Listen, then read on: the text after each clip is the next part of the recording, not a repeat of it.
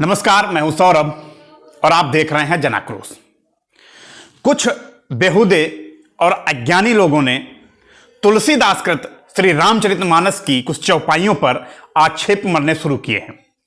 हालांकि इन गंध भरे लोगों के मुंह से हगने से रामचरितमानस का महत्व या मान सम्मान कम नहीं होता, लेकिन उनको जवाब देना भी अब जरूरी हो गया है।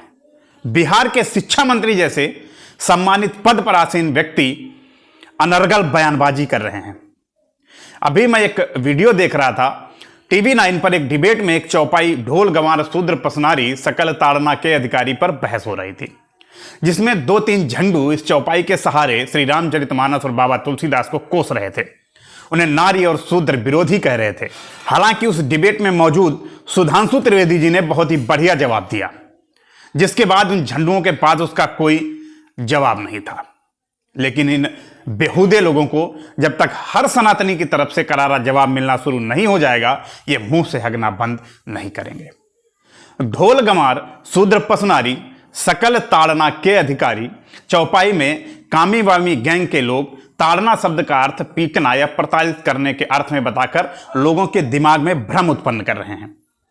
और क्योंकि हमारे ज्यादातर सनातनी बंधुओं को भी इसके सही अर्थ का ज्ञान नहीं है, तो चाह कर भी इसका जवाब नहीं दे पाते। ढोल गंवार शूद्र पसनारी वाली चौपाई से ठीक पहले एक और चौपाई है, प्रभु भल कीन सीख मोहि दीन्ही मर जादा पुनि तुम्हारी कीन्ही। उसके बाद ये ढोल गंवार वाली चौपाई है।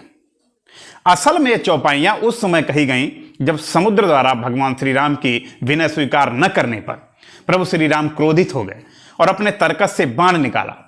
तब समुद्र देव भगवान के चरणों में गिर गए और भगवान श्री राम से क्षमा मांगते हुए अनुनय विनय करने लगे और कहने लगे, प्रभु बल कीन सीख मोहि दीन्ही मर जादा पुनि तुम्हारी कीन्ही। ढोल गंवार शूद्र पसनारी सकल ताड़ना के अधिकारी।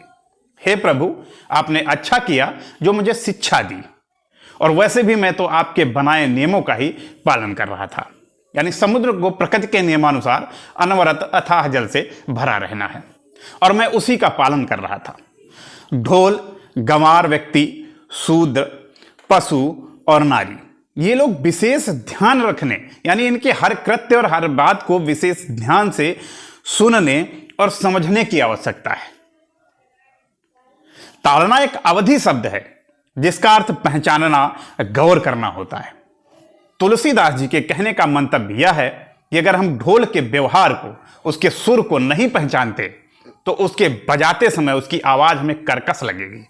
अतः उसके स्वभाव को जानना आवश्यक है। लेकिन क्योंकि ढोल को पीट पीट कर बजाया जाता है, इन मूढ़मती लोगों ने ताड़ना का अर्थ पीटने से लगा दिया। ऐसे तो ये कामी वामी गैंग के लोग एक मां द्वारा छोटे बच्चे को थपकी देकर सुलाते देखने पर मां पर ही बच्चे को पीटने का आरोप लगा देंगे।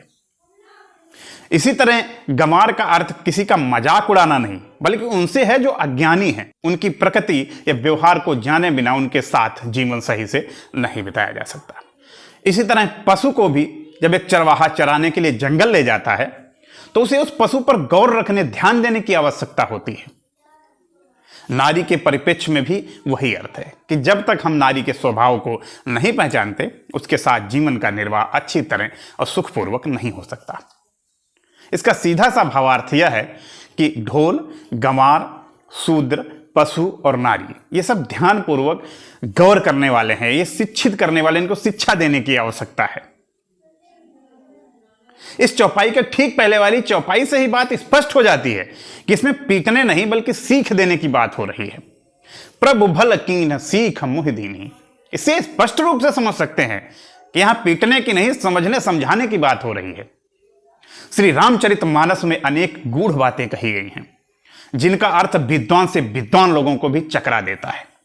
ऐसे ही कुछ गूढ़ अर्थ वाली चौपाइयों के सहारे ये कामी वामी गैंग के लोग प्रश्न चिन्ह लगाकर ईसाई मिशनरियों और जिहादियों का काम आसान करते रहते हैं। अब हमें भी पूरी क्षमता से इनके प्रहारों का जवाब देना होगा।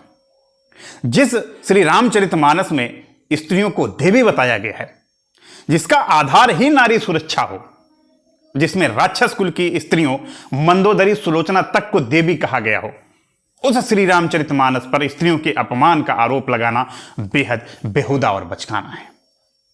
अब वक्त आ गया है हम भी इन कामी वामी और नवबौद्ध गैंगों को कड़ी भाषा में जवाब देना शुरू कर दें। हम सनातनियों की सहिष्णुता को इन्होंने हमारी कायरता समझ लिया है। एक बार इन्हें इन्हीं की भाषा में प्रत्युत्तर मिलना शुरू हो जाए तो इनकी भी अकल ठिकाने आ जाएगी। जय श्री राम।